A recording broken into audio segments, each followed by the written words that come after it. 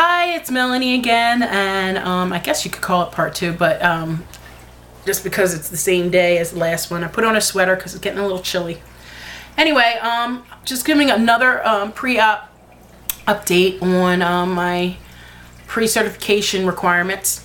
I am pretty much done as of today. I have, since my pulmonology appointment, I've seen my gastroenterologist, I've seen my cardiologist, and I've had 3 more studies. What were they? The Doppler venous to check the veins in my legs for clots and circulation, good circulation. I had the abdominal ultrasound done, and I had the upper GI test, swallow test done. So I am pretty much done, except for the cardiologist. He requested that I get a echo Doppler stress test done, which shouldn't be that bad. I actually had one done a couple years ago, and basically what that is you go in, you get an ultrasound of your heart, essentially, and they have the little straps on you to get an EKG done, and then they make you walk on a treadmill. And after a certain amount of time, they make you hurry up, jump on the table so that she can go and find your heart again. They do measurements and whatnot. And then you get back up and you walk more on the treadmill. They make it more intense. They raise the intensity. They speed it up a little bit more. And they do that over and over again. And essentially, this test takes about anywhere from 45 minutes to an hour and a half. To do, and you keep jumping on and off the table and getting yourself in a specific position so that the technician can get to your heart with the ultrasound. So that is next Wednesday. Is it next Wednesday or 2 weeks from today? Actually, and I think once he has that, my cardiologist will clear me. I have a second sleep apnea, well, I shouldn't say sleep apnea, but a sleep study for the sleep apnea that is not this Friday, but the following Friday. And I think once that's done, I don't even think that's something that the doctor is going to have to wait for to clear me. That's just something that they're going to have to do, period. So, but nevertheless, that should be it. So I'm done. Yay me! So I'm done as far as all my pre-certs. I just have to wait for the doctors to send all the reports to my surgeon's office. And once they have that, oh, actually I'm forgetting something. I do have, I'm scheduled for my second nutrition appointment this Saturday. So once that's done, I will be almost done on my pre-certs. I have to have, my insurance personally only requires 3 nutrition visits. So once those are done, I'm officially done on my pre-certs. But however, I guess the loophole is after the second one and when the third one is scheduled, they still can send the information to the insurance company, and they will just look and make sure that I have a third nutrition appointment scheduled. They'll assume that I will go, and they'll look at all the records, and then they'll still make their decision. So then they will clear me for any time, I guess 2 weeks after my last nutrition appointment, if they clear me. So essentially, I could be, in theory, cleared to have the surgery at the very end of February. I'm thinking more realistically, it probably will be in March. So that's good news, right? So I wanted to talk about, I guess I'll give you a brief rundown of the different tests. The venous Doppler, very easy actually. Lying down on a table, and they check with the ultrasound on your legs to see how well you're circulating your blood in those veins in your legs, and also to make sure that you do not have any blood clots. Easy. Ladies, I was a little shocked because they got a little close to the soft goodness. You know what I'm saying? I was not happy. But she was very professional, so it was over about a half hour for that test. Abdominal ultrasound, also very easy. Took about 20 minutes to a half hour. I think I'd be stretching it by say even a half hour to have that done. They checked my liver, my kidney. It probably was a half hour then.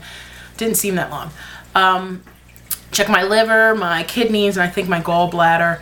I asked the tech what she was looking at, and those are the three things as I asked her that she said. I don't know if she was checking out for anything else, but she said my liver looked good. It wasn't enlarged, and it didn't look like it was excessively fatty or anything like that. And she didn't say anything about my kidneys or my gallbladder, so I know she's not a doctor, but she seems to know what she's looking at, right? So that's that. That was easy. The upper GI, let's talk about that for a second. It sounds very similar to what a lot of you post-oppers have said happens on the day of surgery. After the surgery is complete, they won't let you eat or drink anything until they do the leak test. The leak test sounds a lot like what I did, or at least a portion of what I did. The upper GI, they had me lying down on a table. They took an x-ray. Then they brought the table to stand vertical, straight up and down, and then I stood up against it and they took another x-ray. Then they had me take down like a shot of what looked like Pop Rocks going off in soda. Wasn't sweet, wasn't Pop Rocks. Very bitter. I was really shocked at the taste, but the purpose of that is to fill your digestive tract with air so that they can see more. And then they gave me what they called a milkshake. One close to milkshake. I said, why you lie to me? And they just laughed. And I'm like, no, for real, why you lie to me? Because I could have went for a milkshake. Anyway, it turned out to be barium. It was ice cold, which I'm sure made it very easy to drink. And it tasted to me like milk of magnesia, only it was extremely dense and very heavy in the stomach. So it was kind of cool. So they had me while the table was standing up, had me drink some of that, and they were taking pictures, and they had me drink some more and then hold it and bear down and this, that, and the other. Drinking, standing up. Then they had me lie down and had me roll around on the table. So I guess that the barium was coating my entire stomach so they could see what they were looking at. Then while I was lying down, they had me drink some more while they took pictures and stuff like that. And actually a doctor came in to do this test, and I don't think it was a regular tech. In fact, his name was Dr. Shin, I believe, came in to do that. So wasn't that excruciating. The barium really, to me, wasn't that bad. It wasn't like I was, it's not something I'm looking forward to taking again, but not bad at all. Not bad at all. So if you're worried about that portion, maybe the fact that it was cold was key. I don't know, but it wasn't that bad for me. So that was that. My gastroenterologist, I thought that was going to be the bane of my existence. I thought he was going to be the one to say, Melanie, I'm sorry, I can't clear you. I have a vitamin deficiency, specifically B12. I'm also anemic. By anemia, I'm talking about is iron deficiency, and they know why that is, and it has a lot to do with my female cycle and whatnot. So they already know that, and they also have tested me for different reasons for that, but they've come to the conclusion it has to do with female stuff. B12, I have a B12 deficiency, have no idea why and where this happened. So this happened 2 years ago. Had the B12 shots, ended up having to get an endoscopy and a colonoscopy in attempts to try to figure out where this was coming from. They took some biopsies of what they saw, and everything came back normal. So he still to this day doesn't know why I have that deficiency. But as I said, I took B12 shots for several months. They took a blood test. It seemed like my B12 levels and stores were back to normal, and I could stop taking the shots, which I did. And a year later, when this came around to start doing these pre-tests, turns out that once again my B12 stores are completely depleted, and that's not supposed to happen at all, ever. And believe it or not, we ingest a lot of that vitamin in a lot of foods, especially cereals. Cereals have everything. They're very fortified with a lot of vitamins, so should not if you eat cereal every day, there should not be a deficiency. Anyway, long story short, he's more intrigued by that, but he said after much consideration, he's like, I really don't think that it's going to change if you do have this bypass, that it's going to make it worse. He's like, as it is, it looks like I'm probably going to have these 12 shots for the rest of my life anyway.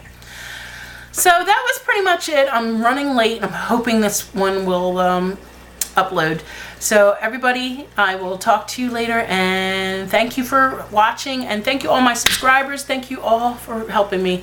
I can't tell you what it means to me, and I will talk to you soon. Bye.